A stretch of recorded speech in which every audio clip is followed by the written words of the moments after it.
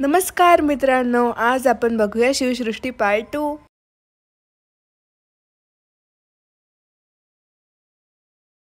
यानंतर आम्ही पाहिलं शस्त्र संग्रहालय। तलवारी, भाले, ढाली, तोफा, प्रत्येक वस्तू जणू इतिहास सांगत होती। त्या शस्त्रांकडे पाहताना वाटलं ह्या शस्त्रांच्या सहाय्याने आपलं स्वराज्य उभं राहिलं। एका कोपऱ्यात पाहिलेली महाराजांची प्रतिकृती पाहताना मन अभिमानाने भरून आलं।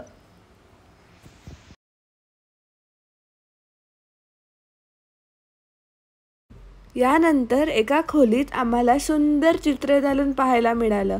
महाराजांच्या जीवनाशी संबंधित चित्र, प्रसंग, महत्त्वाचे टप्पे सगळं इतक्या सुंदर प्रकारे साकारलं आहे की जणू आपण त्या काळातच जगतोय। प्रत्येक चित्र म्हणजे इतिहासाचा आरसा होता। थोडा ब्रेक घेतल्यानंतर आम्ही पोहोचलो अंबादेवी भवानी मंदिरात। मंदिर अत्यंत देखणं आहे आणि आजूबाजूला किल्ल्याचा छोटा आराखडा बनवला आहे। भवानी मातेचं दर्शन घेताना मन अत्यंत शांत झालं।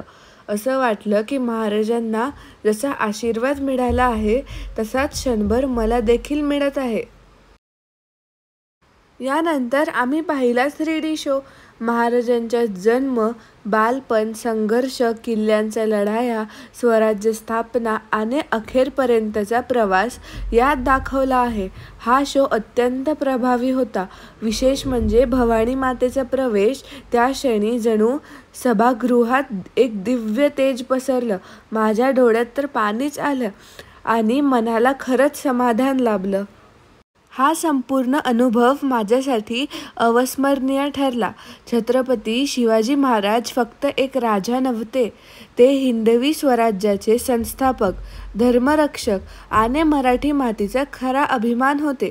त्यांचं जीवन आपल्याला शिकवतं की कसा संघर्ष आला तरी धैर्य सोडू नये आणि स्वतःसाठी नव्हे तर समाजासाठी जगावं।